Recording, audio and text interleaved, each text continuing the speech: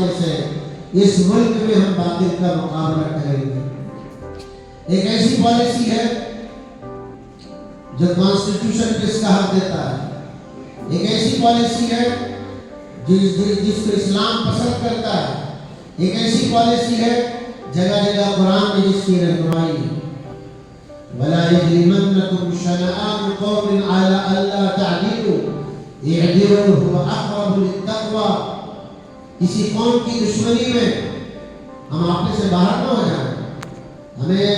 ہم بھارت میں ہیں، بھارت کی صورتحال میں ہماری ذمہ داری ہے کہ عدم تشدد کے ساتھ اس ملک میں ہم اپنی آواز اٹھائیں، باطل کے ساتھ لڑیں، حق کو قائم کرنے کی کوشش کریں، جتنے اپنے حقوق کے لیے مناسب اور جد مسلسل کے ساتھ محنت کریں، یہ ہماری ذمہ داری ہے۔ الحمدللہ جمعیت علماء آزادی کے بعد سے لے کر اب تک اسی طرز پر کام کر رہی ہے۔ یہ جماعت عدم تشدد کی جماعت ہے، یہ جماعت لڑنا نہیں سکھاتی، یہ جماعت جان لینا نہیں سکھاتی، جان بچانا سکھاتی ہے۔ اس لیے کہیں بھی کچھ فرقہ وارانہ فسادات ہو جائیں، یہ ہندو مسلم دیکھے بغیر کام کرنے والی جماعت ہے۔ اور اس جماعت کی ایسی ضرورت ہے جیسے ہمارے محلوں میں، ہماری بستیوں میں، ہمارے شہروں میں جو NGOs ہوتے ہیں، ایک ملکی جماعت ہے۔ اس نے آزادی کے بعد بہت سے کام کیے۔ سر دست میں آپ کو بتاؤں، آپ لوگوں میں سے جوان، بچے، بوڑھے، خاص طور سے ہماری عورتیں اس بات کو جانتی ہیں کہ جو ابھی UP گورنمنٹ بلڈوزر کی پالیسی کے ذریعے مسلمانوں کے گھروں کو جو گرا دی گئی اور پھر وہ آواز بڑھتی گئی، پھر MP پہنچی۔ آپ لوگوں نے دیکھا ہوگا کہ کتنے کروڑ کا بنگلہ مسلمان کا تھا، بلا کسی عدالت کے فیصلے کے اس کو گرا دیا گیا، زمین کے برابر کر دیا گیا۔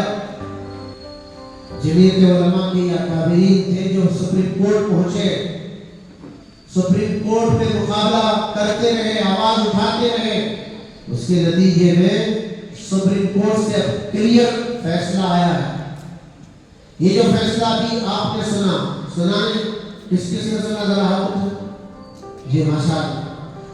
تو سپریم کورٹ نے یہ جو فیصلہ دیا بلڈوزر کے خلاف کہ بھائی یہ حکومت کا کام نہیں، یہ عدالت کا کام ہے، عدالت کے فیصلے کے بغیر منمانی طریقے سے بلڈوزر نہیں چلایا جا سکتا۔ اسی کے نتیجے میں بلڈوزر کی آواز بند ہوئی ہے۔ ایک ہمارے پاس مثال ہے کہ اس ملک کے مسلمانوں کی جان و مال اور املاک و جائیدادوں کی ہم کیسے حفاظت کریں۔ اس کے لیے کون سی مرکزی جماعت ہے؟ بھائی ایسی جماعتوں سے امید رکھنی ہے ہمیں، ایسی جماعتوں کا ہمیں تذکرہ آپس میں کرنا چاہیے۔ جس ملک میں رہتی ہے ایسی جماعتوں کا پریچے آپس میں انٹروڈکشن کراتے رہنا چاہیے، کیونکہ ہماری قوم و ملت کے لیے کام کرنے والی جماعت ہے۔ آپ لوگوں نے چند سالوں پہلے دیکھا کہ ہر مسلمان کو داڑھی دیکھ کر، جبہ دیکھ کر دہشت گرد کی آواز اٹھ رہی تھی۔ ٹی وی اینکرز، ڈیبیٹس اور جتنے الیکٹرانک میڈیا اور سوشل میڈیا کا استعمال کر کے مسلمانوں کو بدنام کرنے کی کوشش، مدارس اسلامیہ کو بدنام کرنے کی کوشش، پھر علماء کو بدنام کرنے کی کوشش، شریعت کو بدنام کرنے کی کوشش کی جاتی رہی۔ ہماری ذمہ داری ہے، یہ جماعت کام کرتی ہے اس بارے میں۔ یہ کوئی پولیٹیکل پارٹی کی جماعت نہیں ہے، یہ کوئی سیاسی جماعت نہیں ہے، یہ مذہبی جماعت ہے۔ اس کا کام ہی مسلمانوں کی جان و املاک کی حفاظت کے ساتھ ایمان و اسلام کی حفاظت ہے۔ جب یہ آواز اٹھی کہ مسلمانوں کو، اسلام کو، شریعت کو دہشت گردی سے جوڑا جانے لگا، کئی کانفرنسیں ہوئی، آوازیں اٹھی، پورے ملک کے بڑے بڑے لوگوں کو دیوبند میں جمع کیا گیا۔ اس کے نتیجے میں یہ فرقہ پرست طاقتوں کی ہمتیں ٹوٹی ہیں۔ ہمیں یہ سوچنے کی ضرورت ہے کہ جمعیت علماء جو کام کر رہی ہے یہ پریکٹیکل کام ہے. کتنے مقدمات لگے ہمارے نوجوان بچوں کو. مسلمان ہونے کی وجہ سے ان کو جیل کے سلاخوں کے پیچھے ڈالا گیا. وہ غریب، وہ مجبور، وہ بے کس، کون ان کو چھڑائے گا؟ جمعیت علماء ہند لوگوں سے تقاضا کرتی ہے بھائی مدد کرو، لوگوں کے ہماری قوم کے نوجوانوں کو آزاد کرانا ہے. اس کے لیے عدالتوں میں مقدمے لڑنا، لائرز رکھنا، سپریم کورٹ تک پہنچنا، باعزت بچوں کو رہائی دینا. آج تو ہم جیسے ہر آدمی اپنے کام میں لگا ہوا ہے. کون قوم کے کام کرے گا؟ یہ کام پریکٹیکل طور پر جمعیت علماء ہند کر رہی ہے. لوگ یہ پوچھتے ہیں جمعیت کیا کر رہی ہے؟ یہ سارے کام ہمیں نظر آ رہے ہیں. میں تو آپ سے یہی کرتا ہوں، ایک آپ کی محلے کی جماعت تھوڑا سا کام کر رہے ہیں، اس کو بھی مبارکبادی دیجیے. بہت نازک دور سے گزر رہے ہیں. سٹی لیول کی کوئی این جی او کام کر رہی ہے، اس کو بھی مبارکبادی دینے کے الفاظ ہماری زبان سے نکلنے چاہیے. اور ملکی لیول پر جو تنظیمیں کام کر رہی ہیں وہ بہت لیمیٹڈ ہیں، بہت محدود ہیں. ان کی تعداد گنتی انگلیوں پر گنی جا سکتی ہے. ہمارے ملک میں نیشنل لیول پر مسلمانوں کی جو کام کرنے والی جماعتیں ہیں، تنظیمیں ہیں، برائی بولنا تو آسان ہے، اچھائی دیکھنا، اچھائی کو پروموٹ کرنا یہ ہماری ذمہ داری ہے. بہرحال آج کا اجلاس اصل میں ہمارے بہنوں کے لیے، ان بھائیوں کے لیے رکھا گیا جو سیرت النبی صلی اللہ علیہ وسلم کا مطالعہ کرنے کے بعد انہوں نے امتحان دیا. یقیناً میں مبارکبادی دیتا ہوں ہماری بہنوں کو. جیسے مولانا عارف صاحب نے بتایا، اگر 2200 بچوں نے شریک ہوئے، اس میں 80% یعنی 1800 صرف لڑکیاں تھیں.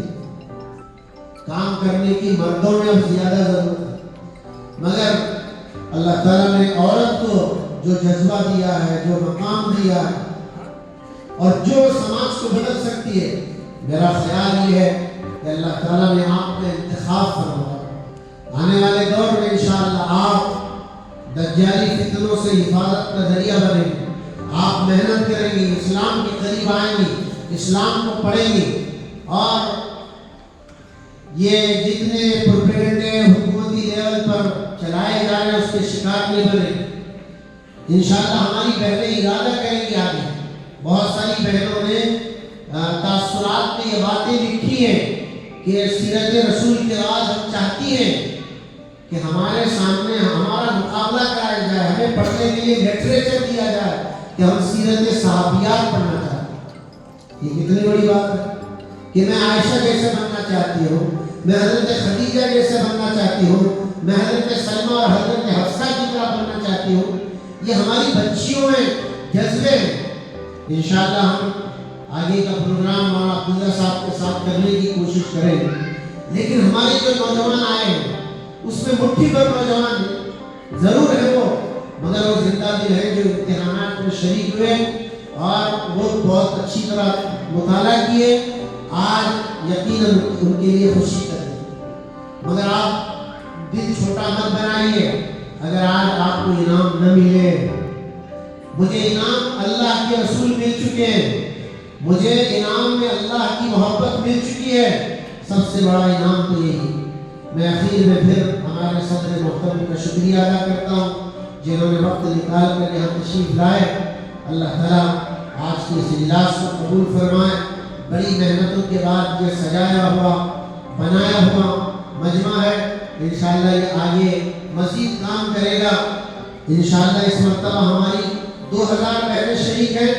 یہ بہنیں خود ارادہ کریں گی انشاءاللہ 20,000 بہنیں 20,000 بہنوں کو ہم انشاءاللہ اس پروگرام سے قریب لائیں گے اور پھر اور اسلامی لٹریچر پڑھنے کا مزاج بنائیں گے. اللہ تعالیٰ ہم سب کو عمل کی توفیق عطا فرمائے. تاثرات کا سلسلہ شروع ہوگا. جیسے کہ بتایا گیا کہ کچھ بچیوں نے اپنے گھر والوں سے مطالبہ کیا کہ ابا جان آپ یہ خواہشیں پوری کرتے ہیں کہ مجھے عمرے کے لیے حصہ لینے کے بعد اللہ کے رسول حضرت محمد رسول اللہ صلی اللہ علیہ وسلم کی محبت بے پناہ آ چکی ہے، اور عجیب و غریب قسم کے اور قابل تعریف جو ہے تاثرات ہیں۔ ہونا تو یہ چاہیے تھا کہ بہت سارے بچوں اور بچیوں کے تاثرات یہاں پیش کیے جائیں، لیکن وقت کی تنگی اور قلت کی وجہ سے کچھ ہی تاثرات آپ لوگوں کے سامنے پیش کیے جائیں گے۔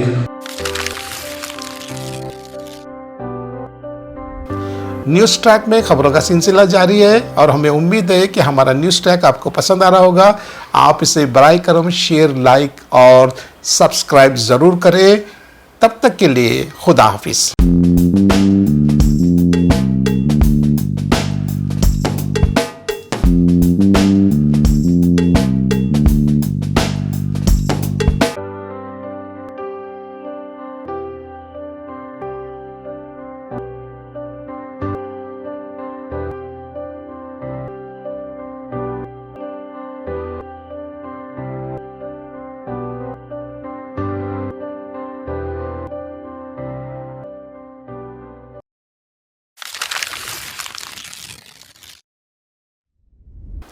نیوز ٹریک میں خبروں کا سلسلہ جاری ہے اور ہمیں امید ہے کہ ہمارا نیوز ٹریک آپ کو پسند آ رہا ہوگا۔